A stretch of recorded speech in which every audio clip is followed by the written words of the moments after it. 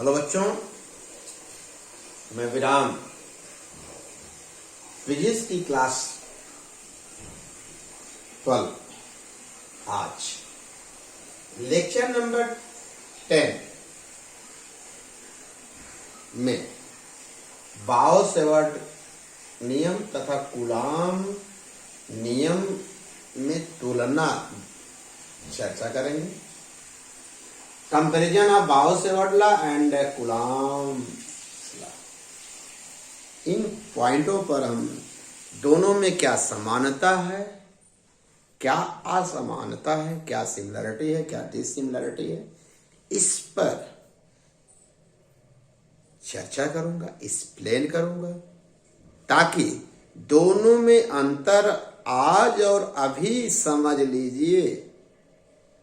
और क्या है प्यारे बच्चों, जैसा कि बायो-सेवर्ट नियम क्या है आपको पता है कि किसी धारावाही चालक में धारा प्रवाहित करते हैं तो उसके लव खंड द्वारा धारावाही चालक के समीप r दूरी कोई बिंदु होता है, उस पर चुंबकीय क्षेत्र की दिशा इस सूत्र द्वारा दी जाती है, पता है, तथा इसका जो वेक्टर फॉर्म में ये है। ठीक उसी प्रकार कूलाम के नियम द्वारा किसी आवेश खंड dq द्वारा जो उत्पन्न चुंबकीय क्षेत्र उत्पन्न वैद्युत क्षेत्र dE है 1/4 पाई एप्सिलॉन नॉट या एप्सिलॉन 0 dq/r²। दोनों का हम फिगर बना दिए हैं। ठीक, आइए इनकी समानता पर चर्चा करें। तो पहली समानता यह है कि यह जो है माने धाराखंड आईडीएल द्वारा उत्पन्न चुंबकीय क्षेत्र है। माने चुंबकीय क्षेत्र जो है धाराखंड आईडीएल के द्वारा उत्पन्न होता है।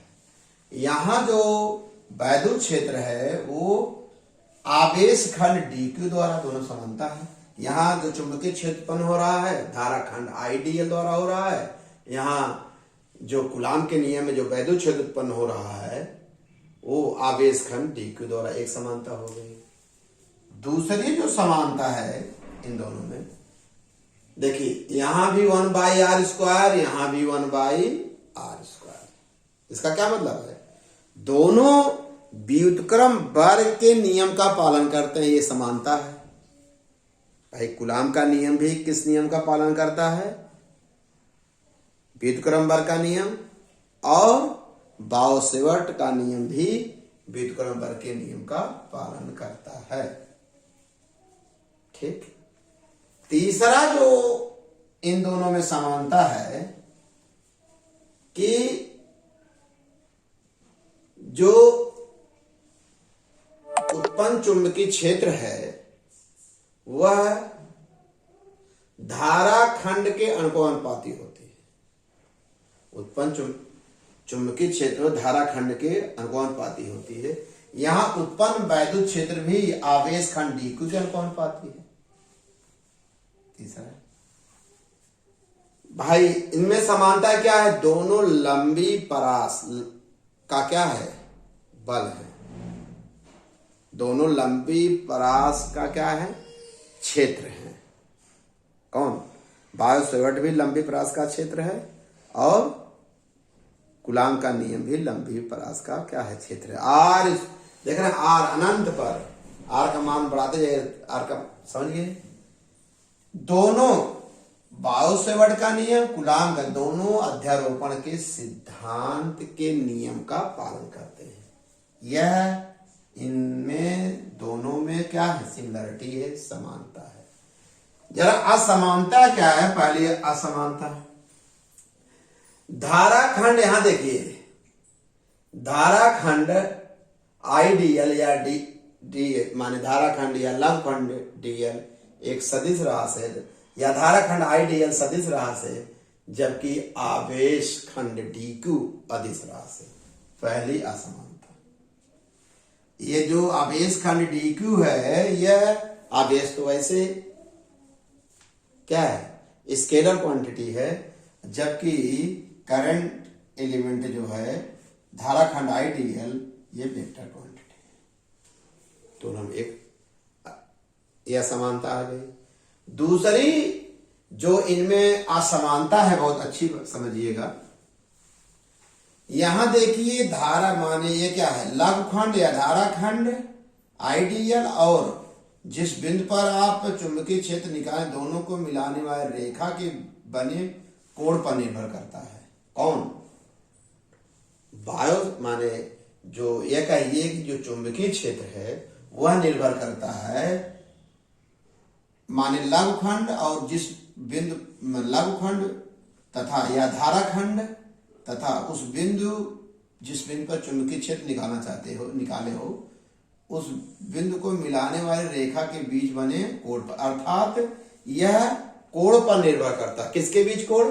धाराखंड और ये क्या ये डिस्प्लेसमेंट वेक्टर के बीच बने कोण पर निर्भर करता है, जबकि यहां वैद्युत क्षेत्र कोण पर निर्भर नहीं करता। चुंबकीय क्षेत्र किस पर निर्भर कर रहा है? कोण पर निर्भर। किसके बीच कोण? उस माने धाराखंड और उस बिंदु को मिलाने वाली रेखा माने स्थित सदिश, स्थित सदिश है ना, मिलाने वाली रेखा के बीच बने कोण पर निर्भर करता है। दोनों महत्वपूर्ण। तीसरा जो इनका अंतर है जरा ये देखिएगा, जो चुंबकीय क्षेत्र की दिशा है किसके नियम द्वारा? बाउस। चुंबकीय क्षेत्र की दिशा डीएल तथा आर के तल के लंबवत बाहर की ओर होगी या नीचे की ओर होगी। अगर ये धारावाही चालक कागज तल में है तो इसके द्वारा जो उत्पन्न चुंबकीय क्षेत्र की दिशा होगी या तो कागज तल के लंबवत नीचे की तरफ होगी या तो ऊपर की तरफ होगी। बहुत अच्छा लग रहा होगा सर कि जब बता रहे हैं। कैसे बता रहे हैं देखिएगा कि ये दो धारावाही चालक है, इसके द्वारा उत्पन्न चुंबकीय क्षेत्र की दिशा किसी बिंदु पर या तो कागज तल के लंबवत नीचे की ओर होगी या कागज तल के लंबवत ऊपर की तरफ। ये तो फिर वेक्टर था, समझिए। लेकिन कूलाम के नियम द्वारा जो वैद्युत क्षेत्र उत्पन्न हुआ है या वैद्युत क्षेत्र की दिशा किधर होती है? उस बिंदु को मिलाने वाली रेखा के अनुदिश होती है और यह किसी कोण पर निर्भर नहीं करती। क्लियर हो गया? पहली बात ये तो वैद्युत चुंबकीय क्षेत्र की दिशा कोण पर निर्भर करती है, वैद्युत क्षेत्र की दिशा किसी एंगल पर निर्भर नहीं करती। चुंबकीय क्षेत्र की दिशा अगर धारावाही चालक कागज के तल में है तब क्या होगा? कागज तल के लंबवत या नीचे होगी या तो लंबवत नीचे की ओर होगी या ऊपर की ओर होगी। जबकि अगर आवेश खंड कागज के तल में है तो चुंबकीय क्षेत्र की दिशा सदैव कागज के तल में उस बिंदु से मिलाने वाली रेखा के क्या होगी? अनुदिश होती है। क्लियर होगी? या ऊपर नीचे नहीं होती, उसी के जिस तल में आवेश रखा है उसी तल में होगी, उस बिंदु को मिलाए।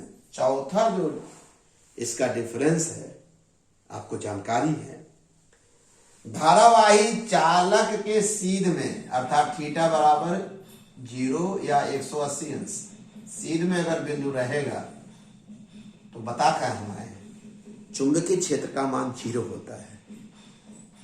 अब यहां क्या होगा? वैद्युत क्षेत्र का मान थीटा पर निर्भर ही नहीं करता, 0 नहीं होगा। ये जितने पॉइंट हम बताएं प्यारे बच्चों, अगर ये अच्छी तरह से बहुत ही चूंकि पीछे का लेक्चर मिलाते हुए आपको बताए हैं, एकदम निश्चित रूप से सरल भाषा में सिखाए हैं। आपको समझ में आ गया नहीं?